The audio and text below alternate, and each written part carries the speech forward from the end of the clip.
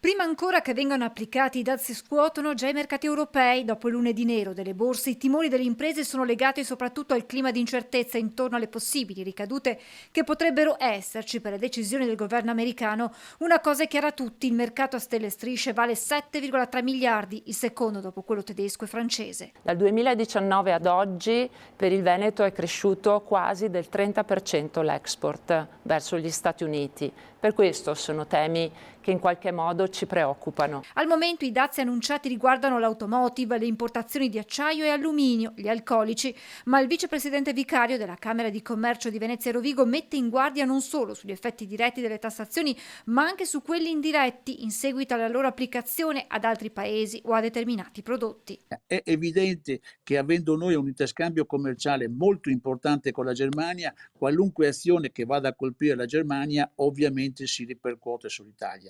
Secondo aspetto non secondario, quando viene colpito l'automotive, non dimentichiamo che l'automotive già di per sé in crisi comunque è un driver. E alla vigilia del Vinitaly le aziende si interrogano su cosa succederà. Basti dire che per il solo prosecco per le tre denominazioni il mercato USA corrisponde a oltre 150 milioni di bottiglie, pari circa al 25% dell'export totale. Siamo molto preoccupati, spiegano Stefano Bottega, presidente del gruppo vinicolo di Confindustria Veneto Est, e lo sono anche i clienti americani. I ristoratori non hanno più bottiglie e si trovano ad un costo molto alto. Ne sarebbe colpita tutta la filiera italiana e venete, ma va considerato anche l'impatto negli Stati Uniti. Sono a rischio molti posti di lavoro nella distribuzione, nella vendita e nella ristorazione. Aspetto, quello delle ricadute dei dazi sull'economia americana, che evidenzia anche la presidente Carrone, che spera in una riflessione del governo statunitense.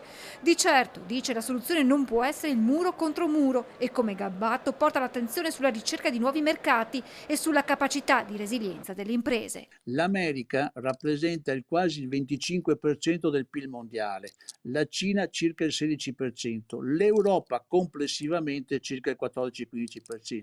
Quindi comunque vadano cercati anche altri mercati, non è sostituibile il mercato americano, vale un quarto del mercato mondiale. La domanda che io mi faccio è: cosa possono fare le nostre imprese? Sicuramente ampliare il raggio d'azione e quindi guardare ad altri mercati oltre a quello americano, e le nostre imprese hanno iniziato a farlo anche ben prima dei dazi. Io confido molto sulla grande capacità di reazione delle nostre imprese e quindi la capacità poi di adattarsi anche a nuovi mercati.